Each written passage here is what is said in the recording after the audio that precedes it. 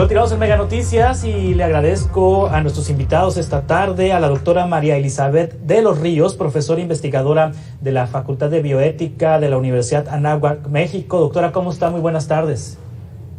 Muy buenas tardes, Juan Carlos. Gracias por la invitación. Buenas tardes a todo tu auditorio. Muchísimas gracias. También nos acompaña Juan Martín Pérez García, coordinador regional de la iniciativa Tejiendo Redes Infancia y defensor de los derechos de los niños, por cierto. Juan Martín, ¿cómo estás? Buenas tardes, gracias por estar aquí con nosotros. Muy buenas tardes, Juan Carlos, gracias por la oportunidad, aquí atento. A ver, ustedes son los expertos, pero tengo entendido que las vacunas del esquema básico para los niños menores de 9 años, el esquema básico de vacunación está compuesta por una dosis de BCG, 3 dosis de hepatitis B, 4 dosis de pentavalente acelular, la triple viral SRP 1 dosis, rotavirus 3 dosis, la neumococo 3 dosis, la triple bacteriana DPT 1 dosis, en menores de 5 años en cada entidad. Más o menos así es el esquema básico, 14, 15, 16 vacunas. ¿Cuántas vacunas son del esquema básico, doctora? Pues básicamente las que mencionaste, y yo añadiría también la de la influenza, que ya también está contemplada dentro del esquema. La del neumococo, sí. También, ¿no? Yo creo que hay bastantes vacunas, la verdad, las ponen de los meses de edad hasta los 11 años. Sí, de hecho, México es reconocido a nivel internacional como uno de los países con el esquema de vacunación básico más completo. De todas estas vacunas que hemos mencionado, ¿hay enfermedades que previenen estas vacunas que estén erradicadas en nuestro país? Sí, mira, yo principalmente son, bueno, todas pueden resurgir, ¿no? Evidentemente, tenemos casos ya muy importantes a partir 18 de sarampión en nuestro territorio. Sarampión, nada más por mencionar un dato histórico, el sarampión fue erradicado de México en el año 1990. Y la rubeola, por poner otro ejemplo, que es lo que llamamos la triple viral, la vacuna triple viral que incluye el sarampión, la rubeola, la parotiritis. De la rubeola ya tenemos otra vez casos de rubeola en el territorio, siendo que también fue erradicada en el año 1996. O sea, es cierto, el tipo de enfermedades por estos rezagos en la. Sí, Juan Martín Pérez García, ¿tiene usted reporte de algunas enfermedades supuestamente erradicadas que hayan vuelto o que estén en riesgo de volver por la falta de vacunas? Sí, bueno, como ya apuntaba la doctora María Elizabeth, el año pasado, precisamente al inicio de la pandemia de COVID-19 en México, tuvimos en paralelo una de sarampión. Empezó en el centro del país, se extendió en todo el territorio, lamentablemente quedó eclipsada por la narrativa y la prioridad del COVID. Hasta ahora no hay un reporte oficial que nosotros conozcamos de las autoridades sanitarias para saber cómo se controló y cuál fue el alcance que tuvo esto. Esto es súper importante porque como mapa epidemiológico puede dar la posibilidad de prevenir otras. También se han estado documentando aparición de otras enfermedades ya superadas en los Estados Unidos. Por la frecuencia que tenemos de movilidad entre México y Estados Unidos, estamos en muy alto riesgo. República Dominicana tiene ahora mismo una epidemia de difteria, como también se mencionó hace un rato Perú. Entonces, en la región empiezan a aparecer aquellas que ya habíamos superado. Lamentablemente, pese a que México era el liderazgo latinoamericano en mayor cobertura y en una política de salud muy sólida, donde participaba el gobierno federal, estatal y municipal, esto, como ya se ha documentado, ha venido afectando en los últimos años, pero estamos ahora en un colapso con el cambio administrativo del Seguro Popular al INSABI y todo lo que ha significado la mala gestión, que nos traduce ahora que no tengamos las vacunas para poder hacer la cobertura universal como se tiene hasta ahora. Y esto es muy preocupante, como ya lo han apuntado los expertos que entrevistaron, pues nos está adelantando lo que ya vendrá muy pronto. No sabemos en qué estado, pero van a venir inevitablemente brotes. Ahora, doctora, nos dice Juan Martín que una de las razones por las cuales no hay vacunas en México, o hay escasez, o hay dificultad para encontrar las vacunas, es el cambio administrativo de Seguro Popular a INSABI. Pero la pandemia, ¿qué tuvo que ver? ¿Se paró la producción internacional de vacunas? Porque esa es la justificación de las autoridades sanitarias en los estados y en la federación. Cuando un periodista les pregunta por qué no hay vacunas en un hospital general o en algún centro de salud, ellos responden que no hay producción a nivel internacional y que hay escasez. ¿Esto es cierto? Mira, yo creo que son dos factores, Juan Carlos. Efectivamente hay un factor que tiene que ver con políticas nacionales del desabasto en general todos los medicamentos y concretamente las vacunas, pero por supuesto también la pandemia por COVID generó un rezago a nivel mundial que afectó tremendamente no solamente la producción y la distribución, sino la aplicación, incluso a nivel local, la aplicación de las vacunas. Precisamente la semana pasada sacaron un estudio, unos investigadores de un instituto para medición y evaluación de políticas de salud en Washington, la ciudad de Washington, y fue publicado un estudio en la revista muy prestigiosa, pues conocemos la revista Lancet, en donde precisamente ellos lo que apuntan es a un promedio de 23 millones de niños y niñas que se quedaron a nivel mundial solo en lo que fue de enero del 2020 a diciembre del 2020, que se quedaron en un esquema completo, y de estos 23, al menos 17 se quedaron, o sea, solamente con una sola dosis de las que les correspondían.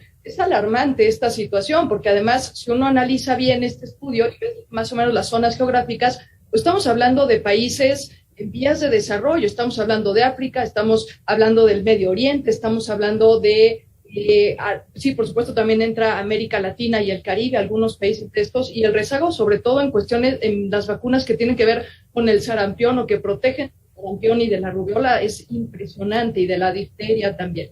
Entonces, es una situación mundial. Concretamente, el estudio apunta a los años, como te comenté, del año 2020, pero concretamente los meses de abril y marzo, que fueron los meses, recordamos nosotros, pues fueron los meses un poquito más difíciles. Ahora ya no sabemos cuál mes es más difícil que el otro, pero fueron los meses más difíciles, y ahí es en donde hubo este problema. Ahora sí me gustaría mencionar también, si me lo permites muy brevemente, que no es solamente un tema de producción de vacunas. Es un tema también de que hubo interrupciones en los servicios médicos básicos en general, y hubo priorización de la atención médica, por supuesto, para las afecciones propias del COVID. Y también aunado a los confinamientos, los papás no llevaban a los niños a las clínicas a vacunar porque estábamos en confinamiento. Se juntaron un montón de factores que provocaron esta trágica cifra de 23 millones de niños y niñas que se quedaron sin vacunar. Sí, Juan Martín, hay una situación que es muy real, que hay padres de familia, hay papás, hay mamás que llevan a sus hijos a vacunar al centro de salud y no encuentran la vacuna, por ejemplo, contra la tuberculosis, pero si van a un hospital privado o si van a un consultorio privado, ahí sí se encuentra. ¿Por qué hay acceso en la medicina privada a vacunas y en el sector público no? Mira, yo creo que son varios factores también, como lo ha apuntado la doctora María Elizabeth. Creo que tenemos que verlo desde una lógica de complejidad. Hay un mercado, digamos, una lógica comercial que permite acceder a ciertas vacunas. Hay que precisar que no todo el cuadro de vacunación está incluso en el sector privado, por esta escasez o rezago global que existe. Aquí hay un problema, digamos, además complejo de planificación. Sabíamos que empezaba el rezago ya los problemas de vacunación o de producción desde 2017, 2018. Aquí en el caso mexicano no se previó, y haciendo el comparativo con otros países, Europa o solo hacia el norte, Canadá, Estados Unidos, sí hicieron compras preventivas y para poder un poco prepararse. No sabían todo lo del COVID. Claramente la indicación en el periodo de confinamiento es no ir a los hospitales por los riesgos evidentes que existía de contagio, pero a partir de que se empezó en la primera ola, se concluyó la primera ola, muchos países de América Latina tomaron decisiones contundentes en torno a un retorno seguro y gradual a las escuelas, retorno a los servicios de cirugías, las coberturas preventivas, porque la experiencia internacional da cuenta que sale más barato prevenir que atender cualquier tipo de padecimiento, o sea, ya sea crónico degenerativo o cirugías o demás. Y lamentablemente en el caso mexicano se quedó atrapado o eclipsado en la narrativa COVID con el cierre, digamos, de los hospitales, pero además con grandes fallas administrativas en términos de la prevención de compras oportunas, entrar al mercado literalmente global a comprar y a pujar por las vacunas, y pues es lo que dice la doctora María Elizabeth, donde se están quedando sin vacunas son los países más pobres, que históricamente han tenido rezago, y México, que era el líder de la vacunación, y ahora estamos junto con países que históricamente han quedado rezagados en la vacunación, como Nicaragua, por ejemplo. Sí, ahora doctora, estamos frente a una generación de la pandemia. Hay bebés, hay niños que nacieron en el 2019, 2020, 2021, entre los meses de edad, entre 0 meses de edad y los 4 años, que es la edad importante para vacunar a los niños. Si esta generación se crece sin estas vacunas, si esta generación de niños de la pandemia crece sin esta protección, ¿qué pudiera pasar en el futuro? ¿Y se sabe de cuántos niños estamos hablando?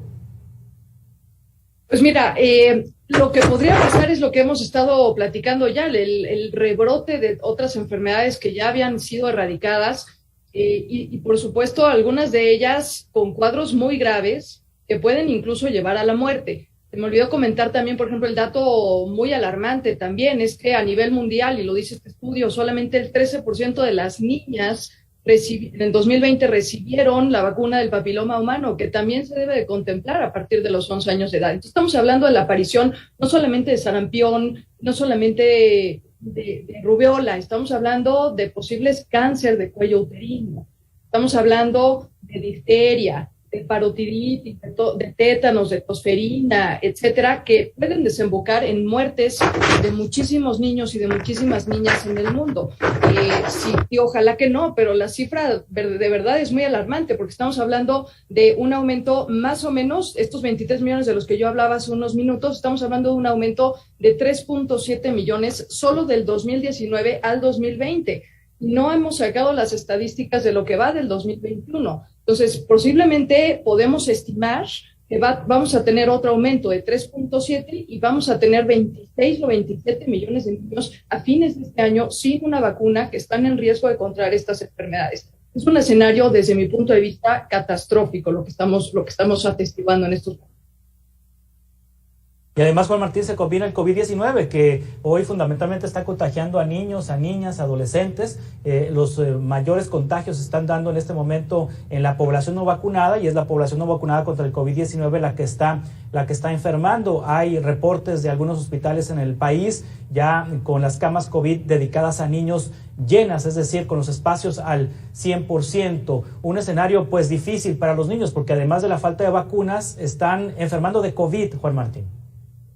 Sí, mira, parafraseo también lo que ha comentado la doctora María Elizabeth, porque algo similar planteó el secretario general de Naciones Unidas, Antonio Guterres, en julio del año pasado, 2020. Lo volvió a ratificar en enero de 2021, llamando a los gobiernos del mundo, a los estados, a priorizar a niños y niñas en el contexto de la pandemia, porque él decía en julio, ya lo volvió a ratificar en enero, que estamos en la puerta de una catástrofe generacional.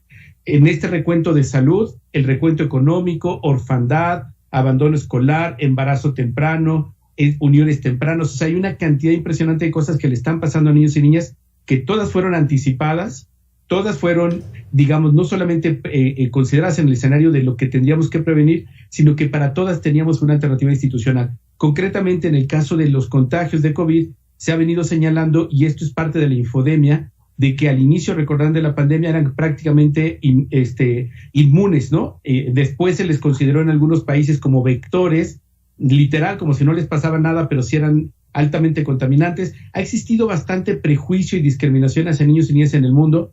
La Organización Mundial de la Salud, desde mi punto de vista, llegó tarde para aclarar esa infodemia, y que ha permitido que la valoración que hacen los servicios de salud coloquen el valor estadístico. Y seguimos escuchando esos argumentos de que estadísticamente no es significativo ni los contagios ni las muertes, pero estamos hablando en el caso mexicano de más de 670 muertes de niños y niñas, y ya estamos cerca de los 60,000 contagios. No sabemos todavía el efecto del COVID en términos de las secuelas, pero estamos hablando de 60,000, posiblemente más, de los que no les hicieron prueba, porque aquí hay que recordar que a niños y niñas prácticamente no se les hace prueba de detección y pasará de largo o en silencio, y las secuelas que son neurológicas, coronarias o pulmonares le van a afectar su proyecto de vida, su proyecto de futuro. Entonces, lamentablemente, seguimos sin tener una estrategia de atención a niños y niñas en el COVID. en todo lo que esto implica, información específica para ellos que no se ha creado, ni se ha generado divulgación. Tampoco hemos creado sentido preventivo, como lo hemos hablado, para retornar pronto al plan de vacunación, atender otros padecimientos, trasplantes, operaciones y demás. Estamos ahora con un retorno a la escuela que tiene que ser seguro, gradual y sin discriminación, y no por el capricho de alguien que ahora dijo que es importante, cuando lo venimos señalando Naciones Unidas y organizaciones desde hace mucho tiempo. Entonces, creo que aquí la centralidad es cómo atendemos a la Constitución, el artículo 4, el interés superior de la niñez por encima de cualquier otro interés económico, político, electoral o lo que sea. Y entonces este retorno tiene que darse con ellos y desde ellos. Entonces, creo que el ánimo que estamos planteando es, más que decir por qué no regresar, es cómo hacemos que regresen.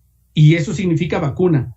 Se puede aplicar vacuna Pfizer a partir de los 12 años y no se puede negar la vacunación porque es discriminatoria. Hace 2 días una juez en San Luis Potosí acaba de otorgarle a una niña, también lo hicieron en Oaxaca, un amparo para ser vacunada, porque es un absurdo que la Secretaría de Salud esté negando la vacuna a niños y niñas cuando ya está aprobada por COFEPRIS, cuando la están aplicando en otros países, Estados Unidos, Europa, y estamos hablando de altos contagios. Necesitamos una coherencia y una política que priorice a niños y niñas en el derecho a la salud y a la educación, que están articulados.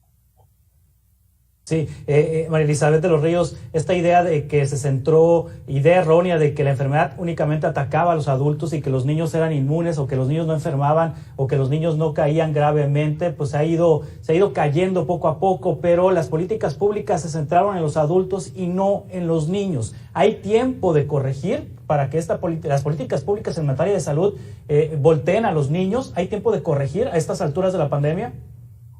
Yo creo que siempre hay tiempo, Juan Carlos. Yo creo que es una cuestión de voluntad el querer corregir el Plan Nacional de Vacunación, que desde un inicio contempló solamente la edad como criterio fundamental para la distribución de las vacunas y dejó fuera otros padecimientos que sabemos que son también y que afectan de manera muy grave a las personas, las comorbilidades que conocemos todos, la diabetes, la hipertensión, tener alguna enfermedad inmunosupresora, etcétera. Nuestro plan de vacunación no lo contempló, entonces me parece que es momento también, y creo que una buena estrategia siempre de abordaje de contención de una epidemia tiene que moverse a la par de las mutaciones que el virus está teniendo, porque si no nos vamos a quedar rezagados, que es lo que está pasando ahora, porque ahora sí los niños están contagiando, porque la variable que tenemos en la actualidad, la variable Delta, los está atacando más a ellos. A lo mejor no fue la variable inicial que empezó en Wuhan en diciembre del 2019, pero ya tenemos otra variable que ahora sí los está afectando. Entonces, ¿por qué no poner una consideración más en donde a este grupo que ahora sí está en riesgo y que además es nuestro futuro, los niños y las niñas son nuestro futuro? O sea, si no le invertimos a nuestro futuro como país,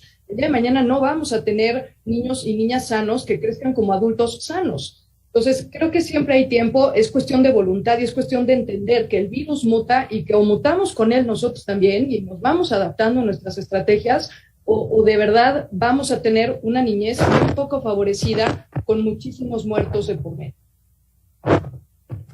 Les agradezco mucho que hayan estado con nosotros, doctora María Elizabeth de los Ríos, profesora e investigadora de la Facultad de Bioética de la Universidad Anáhuac, México. Muchas gracias por estar aquí con nosotros, y también a Juan Martín Pérez García, coordinador regional de la iniciativa Tejiendo Redes Infancia, y además también director de esta organización que defiende los derechos de los niños y que ha tenido la Red por los Derechos de la Infancia en México. Muchas gracias por estar con nosotros.